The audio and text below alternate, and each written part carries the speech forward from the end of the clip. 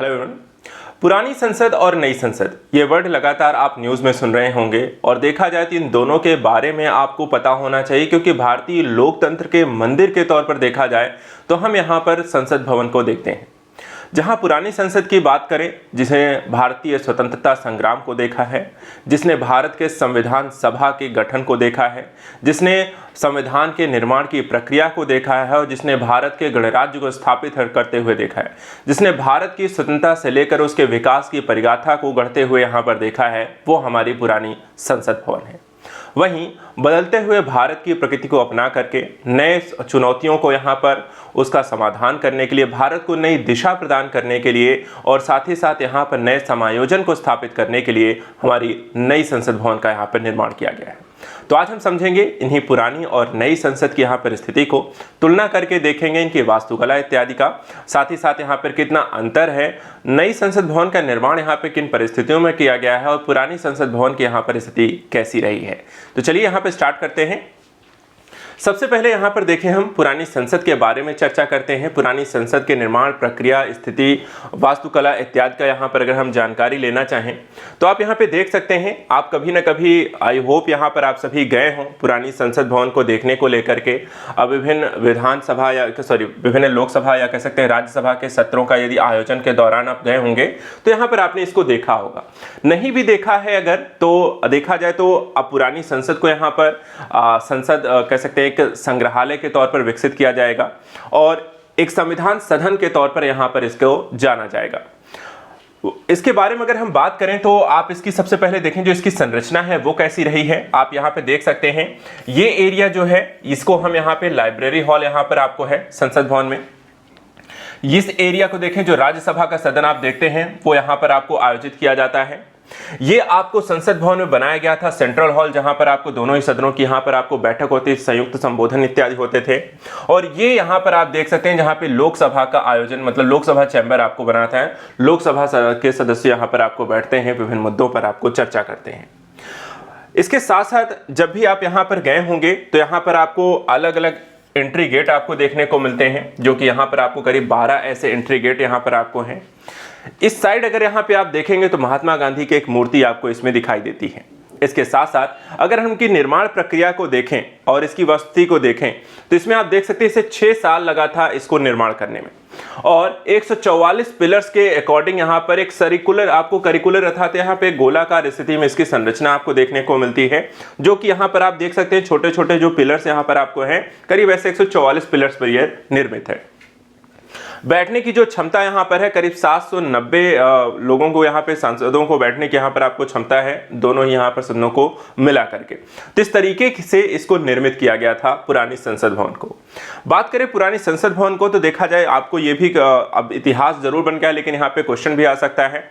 इसके निर्माण की अगर हम बात करें तो यहाँ पर लॉर्ड हार्डिंग्स के कार्यकाल में देखा जाए तो इसका निर्माण किया गया था 1927। यहाँ पे देखा जाए तो लॉर्ड हार्डिंग्स ने अपने यहाँ पर 2 कह सकते हैं आर्किटेक्चर्स को बुलाया था, और आर्किटेक्चर्स को बुलाने के बाद यहाँ पर एक बात कही थी कि देखिए जो आपको संसद भवन का यहाँ पर निर्माण करना है वो भारतीय वास्तुकला के हिसाब से होनी चाहिए। ऐसा नहीं लगना चाहिए कि ये आपको देखा जाए को किसी यूरोपीय वास्तुकला से निर्मित है। इसके कारण देखा जाए तो यहाँ पर अलग अलग क्षेत्रों को यहाँ पर दौरे किए गए भारत के, और उस दौरान यहाँ पर आपको देखा जाए तो एक क्वेश्चन ये भी हो सकता है कि जो पुरानी संसद भवन है वो किस वास्तुकला से प्रेरित है। तो इसके बारे में आपको ध्यान रखना है। मध्य प्रदेश में एक मंदिर है, ठीक है, मध्य प्रदेश का मंदिर है 64 योगिनी। अगर आपने नहीं देखा है तो आप देख सकते हैं 64 योगिनी ये मंदिर है जो मध्य प्रदेश के मुरैना में पड़ता है। यहाँ पर इस वास्तुकला से ये आपको प्रेरित है, 64 योगिनी मंदिर की वास्तुकला से प्रेरित आपको पुराना संसद भवन यहाँ पर आपको बना था, और लॉर्ड हार्डिंग्स के कार्यकाल में बना था और 1927 में बना था। एक चीज और यहाँ पर ध्यान रखिएगा कि पुरानी संसद भवन को, या कह सकते हैं हम इसे संसद भवन के नाम को, ठीक है, ये हम स्वतंत्रता के पश्चात से इसे जानते हैं, ठीक है, लेकिन स्वतंत्रता से पूर्व जब इसका निर्माण किया गया था तब यहाँ पर इसे हम संसद भवन नहीं कहते थे, तब इसे क्या कहा जाता था, इंपीरियल लेजिस्लेटिव काउंसिल। एक और चीज जो आपको यहां पर आपको फैक्ट में ध्यान रखनी है, इंपीरियल लेजिस्लेटिव काउंसिल। ठीक है, तो यहाँ पर ये कुछ फैक्ट हैं जो कि हमारी पुरानी संसद भवन से रिलेटेड हैं।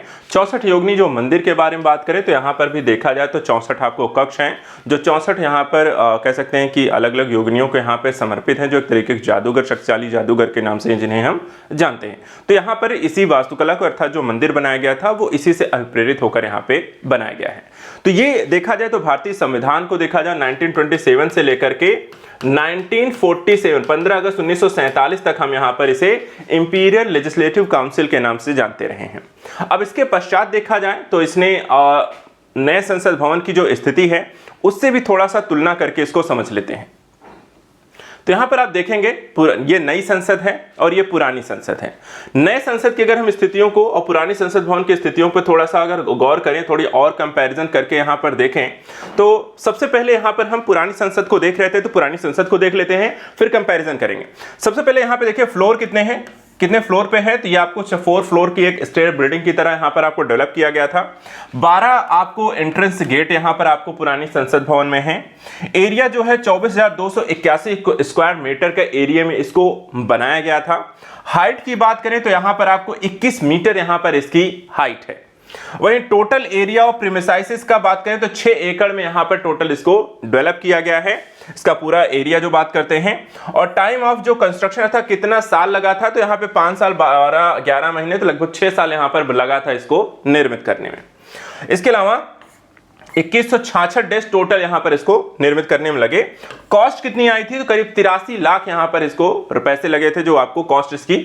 डिजाइनर कौन थे, किसके द्वारा यहां पे निर्मित किया गया, जैसे हमने डिस्कस किया लॉर्ड हार्डिंग्स के कार्यकाल में बनाया जरूर गया था, लेकिन इसके वास्तुकला जो थे, वास्तुकार जो थे वो डिजाइनर थे हर्बर्ट बेकर और एडविन लुटियंस के द्वारा यहां पर इसको निर्मित किया गया था।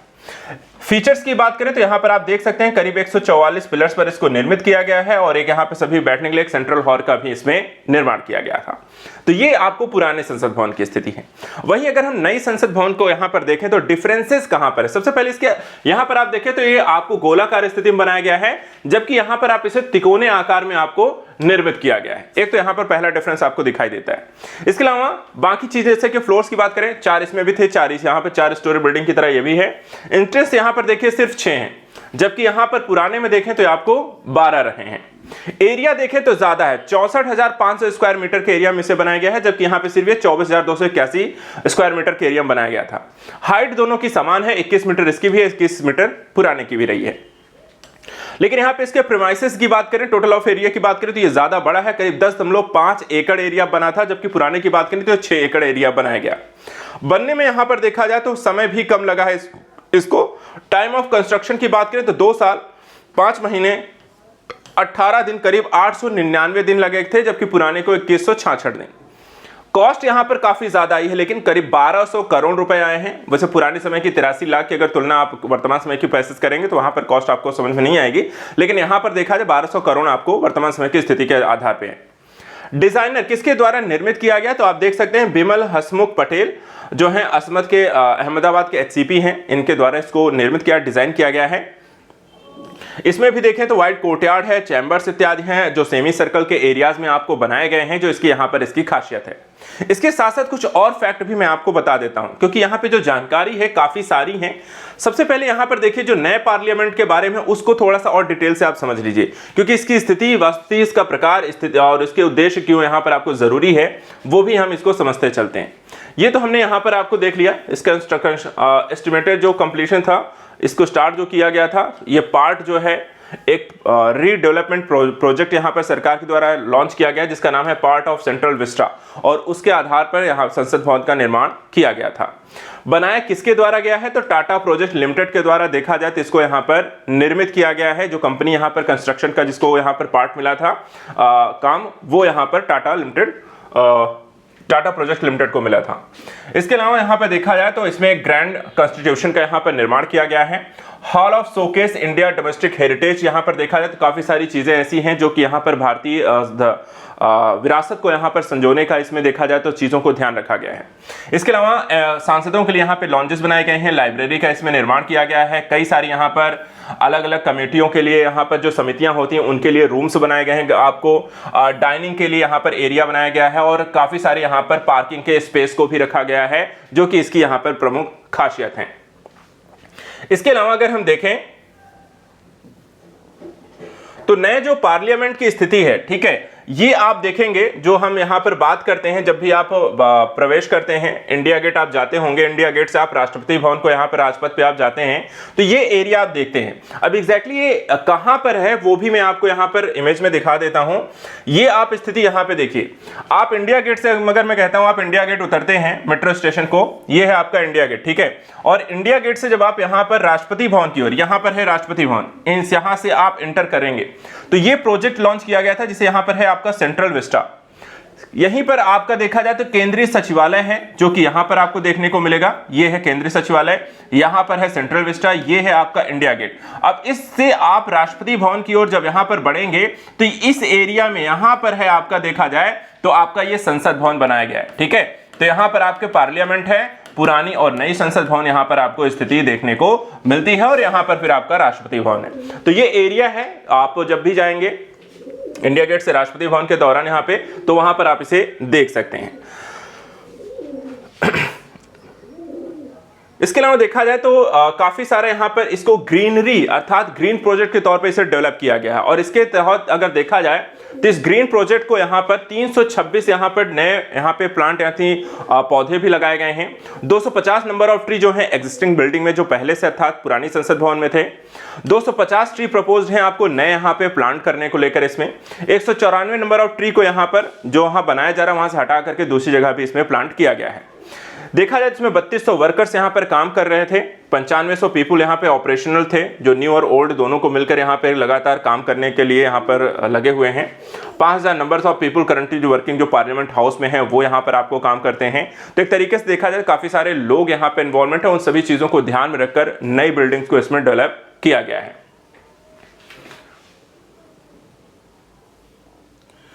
इसके अलावा हम अगर आप जब नई संसद भवन के पास एरिया में जाएंगे, वो तो हमने देखा इंडिया गेट से राष्ट्रपति भवन के पास, जब आप संसद भवन के पास पहुंचेंगे तो वहां पर आप देखें तो कुछ इंपॉर्टेंट एस्पेक्ट आपको देखने को मिलेंगे। ये आप पहुंच गए यहां पर देख सकते हैं, ये आपको है नई संसद, जो कि ये पुरानी संसद है उसी के पास में ही बनाया गया है, ऐसा नहीं कि कहीं और बना दिया गया है, उसी के बगल में देख सकते हैं आपको नई संसद का निर्माण किया गया है। यहां पर आप देख सकते हैं ये रहा आपका संसद राष्ट्रपति भवन, और ये एरिया जो यहां पर है ये पथ आपको इसमें जाता है। साथ ही बात कई बार आप नॉर्थ ब्लॉक और साउथ ब्लॉक भी सुनते होंगे, वो भी आप यहां से देख सकते हैं। यहां से आपका एरिया है, ये आपको नॉर्थ ब्लॉक गए और यहां पे आप साउथ ब्लॉक गए। ये बिल्डिंग है आपकी नॉर्थ ब्लॉक की और ये बिल्डिंग है आपकी साउथ ब्लॉक की जो यहां पर आपको देखने को मिल रही है। इसके साथ साथ नई संसद भवन के साथ एक और अटैच्ड बिल्डिंग यहां पर बनाई गई है जो तिकोने आकार की है, यहां पर आप देख सकते हैं। ये नई संसद की यहां पे अटैच्ड बिल्डिंग यहां पे साथ ही साथ इसको बनाया गया है इसी के बगल में यहां पर। तो इस तरीके से यहां पर देख सकते हैं नया संसद भवन जो गोल की बजाय आपको तिकोना यहां पर बनाया गया है, और जहां पर बना है उसकी यहां पर वस्तु स्थिति को यहां पे देखिए जो निर्माण कार्य की जो प्रक्रिया रही है, कब से शुरू हुआ, कब की से स्थिति को लेकर के, तो 23,000 जो मानव दिवस यहां पे लगे हैं, कितने लोगों को यहां पर रोजगार मिला है, तो आप देख सकते हैं करीब 23,04,095। उद्घाटन 28 मई 2023 को हुआ है। क्षेत्रफल 64,500 वर्ग किलोमीटर का है। फ्लाई ऐश जो लगा है वो 9,689 घन मीटर। सीमेंट कितनी लगी है 83, और स्टील कितना लगा है 63,807 MT, और 26,045 MT आपको स्टील लगा है। इसके अलावा नई संसद भवन में देखा जाए तो आपको क्या क्या विशेषताएं, क्या क्या चीजें मिलने वाली हैं जो कि पुरानी संसद यहां से आपको ज्यादा बेहतर स्थिति इसमें दी गई है।